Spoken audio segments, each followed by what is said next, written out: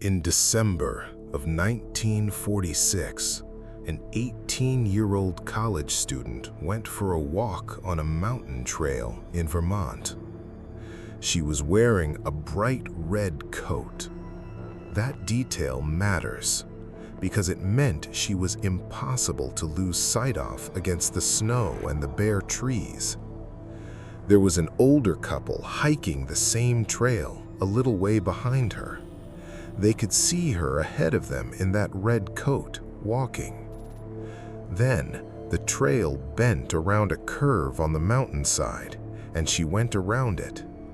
When they came around that same bend, maybe a minute behind her, the trail was empty. Her name was Paula Jean Welden. She was never seen again. No body, no coat, nothing in 80 years. And here is what makes this more than a tragedy. Paula Welden was not the first. She was the second. Because between 1945 and 1950, 5 people vanished from the same small patch of woods in southwestern Vermont. An experienced hunting guide, a college student, an old soldier, an 8-year-old boy, and a 53-year-old woman who disappeared in front of her own cousin. One of them vanished from a moving bus with other passengers sitting around him. This is the Bennington Triangle. Let me show you the place, because in this case, the place is almost the main character. At the center of it is Glastenbury Mountain in the Green Mountain National Forest in southwestern Vermont. And this is not gentle countryside. It is steep, densely wooded, tangled terrain cut by streams and ravines, where the weather turns without warning and a clear afternoon becomes freezing fog in an hour. The long trail runs through it. Hikers still walk it today. There is also a real history of emptiness there. In the 1800s, that mountain had industry on it, logging camps, a mill, even a small settlement with a hotel that was meant to draw tourists. And then it failed. The timber ran out, a flood took the rail line, and the people left.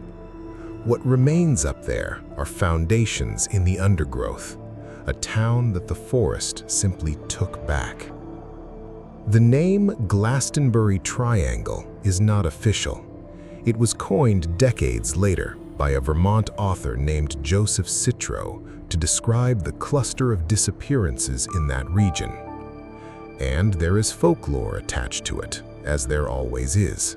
Stories that local native peoples considered the mountain a cursed place.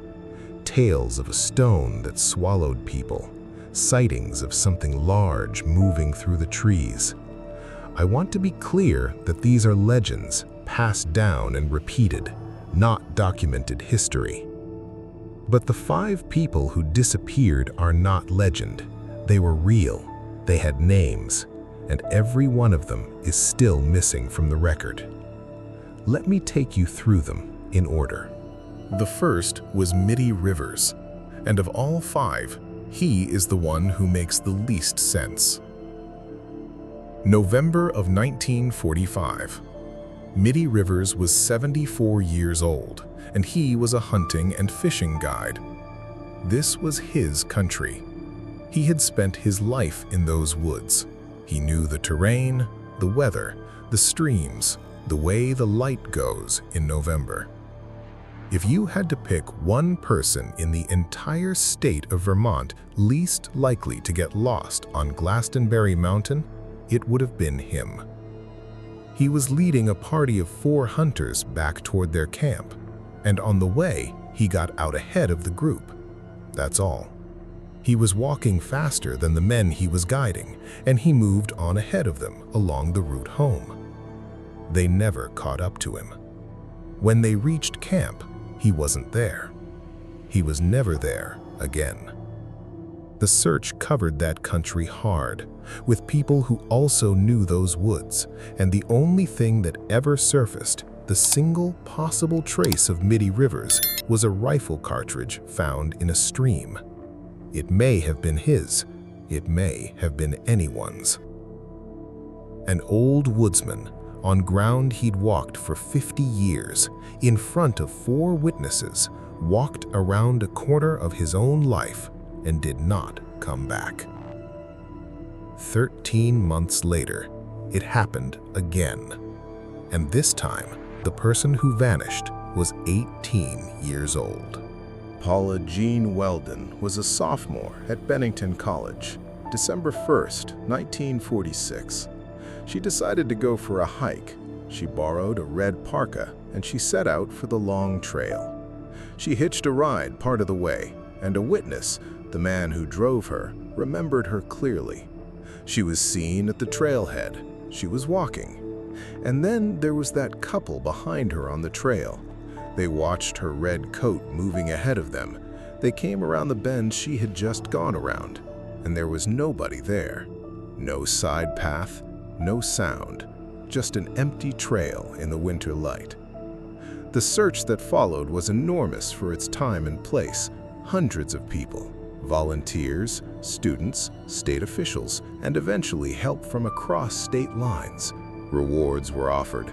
The FBI took an interest. And in weeks of combing that mountain, they did not find a footprint, a scrap of the red parka, or a single physical trace of Paula. There is one lasting consequence of Paula Jean Welden's disappearance, and it says everything about how unprepared Vermont was. At the time, the state had no state police force. The search was a chaotic patchwork of local sheriffs, volunteers, and outside agencies with nobody properly in charge. The failure was so glaring that it directly led to the creation of the Vermont State Police. It took a missing 18-year-old to give that state a police force, and it still didn't find her. 3 years passed, and then on the 1st of December, 1949, exactly 3 years to the day after Paula Welden walked around that bend, it happened again, in the strangest way of all 5. James Tetford was 68 years old, a veteran, and he was on his way home to the Bennington Soldiers' Home after visiting relatives. He took the bus. He was on that bus. This is not in question. Other passengers saw him. He boarded, he took his seat, and the bus made its run toward Bennington with him inside it. When the bus arrived at its stop, James Tetford was not on it. His luggage was still on the rack above his seat. A bus timetable was still lying where he had been sitting. His seat was empty. And nobody on that bus, in a closed vehicle, in winter, with passengers all around, could say when or how he had left it. Think about that for a second. A man disappearing from an occupied moving bus, leaving his suitcase overhead. There is, of course, a rational possibility that he got off at some earlier stop, quietly, for reasons of his own, and walked away into whatever came next. That is almost certainly the likeliest answer, but it does not explain the luggage, and it does not explain why a man going home would leave everything he owned on a rack and step off into a Vermont December. Quick word before we go on. If these cases stay with you the way they stay with me, please subscribe. This channel is built on exactly this, the cases that were closed but never solved, and there's a new one every week. The 4th one is the hardest. October of 1950, Paul Jepson was 8 years old. His mother had work to do at the town dump, tending to pigs kept there, and she left her son sitting in the truck for a short while. Minutes. When she came back, the truck was empty. Paul was wearing a bright red jacket, and if that detail just made the back of your neck cold, you are paying attention, because Paula Welden had been wearing a bright red coat too. 4 years apart, in the same region, 2 of the 5 vanished in vivid red. The search for Paul Jepson brought in bloodhounds, and the dogs did something that has never been satisfactorily explained. They picked up his scent and they followed it, not in a circle, not wandering, but a trail. They tracked that 8-year-old boy's scent all the way to a highway crossing several miles from the dump. And then they lost it. At the road, exactly the sort of place where a scent trail ends if a child is put into a vehicle. And as it happens, close to the area where Paula Welden had disappeared 4 years earlier. He was never found. An 8-year-old boy left in a truck for a few minutes who somehow covered miles of Vermont country and then stopped existing at the edge of a road. And then, just 16 days later, the 5th and final disappearance. And this one happened with a witness standing right there. October of 1950, Frieda Langer was 53 years old, and she was an experienced outdoorswoman. She was out near the Somerset Reservoir with her cousin, Herbert. While they were crossing a stream, Frieda slipped and got soaked. It was cold, so she told Herbert to wait right there, and she would walk back to their camp, a short distance away, change into dry clothes, and come straight back to him. She walked off toward camp. Herbert waited. She never came back to him, and she never arrived at the camp either. In the space of a few hundred yards of ground that both of them knew, between one point and another, Frieda Langer stopped existing. The searches for her were the largest of all 5. Hundreds of people, aircraft, and helicopters. They went over that area again and again and again for weeks, and they found nothing at all. 5 disappearances, 5 years, 1 stretch of forest, a guide, a student, a veteran, a little boy, and a woman who vanished a few hundred yards from the man she was talking to. But Frieda Langer is different from the other 4, because 7 months later, the mountain gave her back. On the 12th of May, 1951, Frieda Langer's body was found. And where it was found is the part that has never sat right with anyone. She was in an open area, out in plain view, near the Somerset Reservoir, in a place that had been searched repeatedly by hundreds of people looking specifically for her months earlier. She had been out there through a Vermont winter, and by the time she was found, the condition of her remains meant that no cause of death could be determined. There was no way to say whether she had died of exposure or an accident, or whether someone had killed her.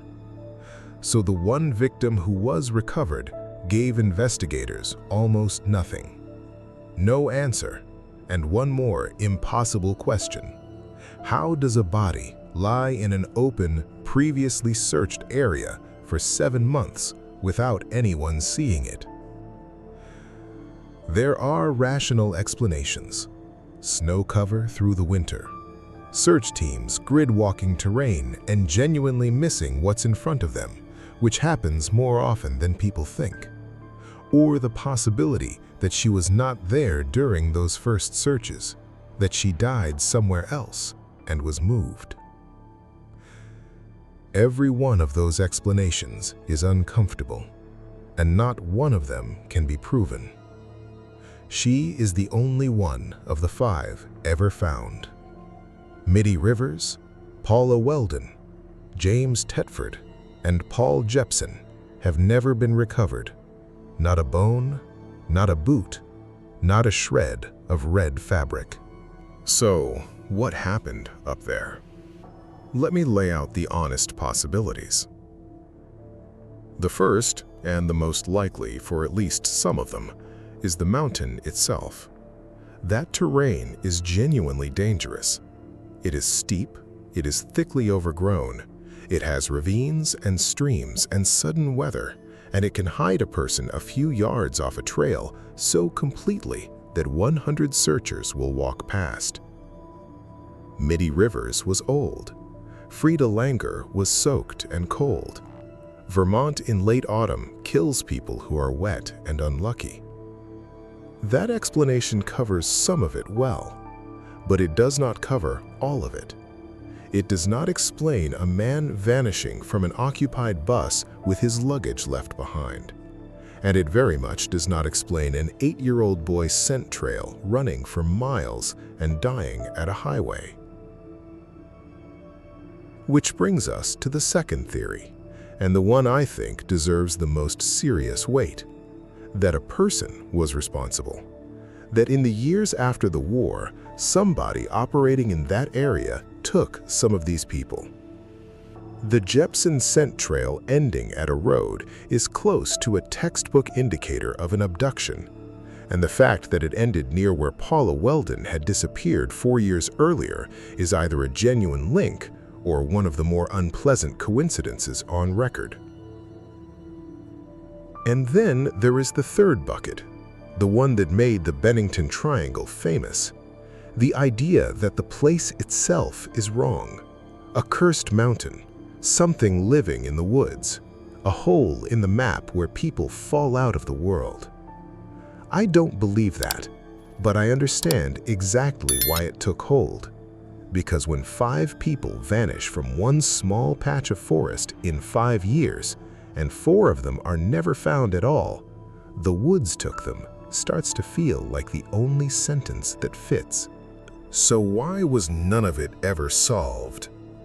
The reasons stack up, and they are grimly familiar. Start with the era, 1945 to 1950. No DNA.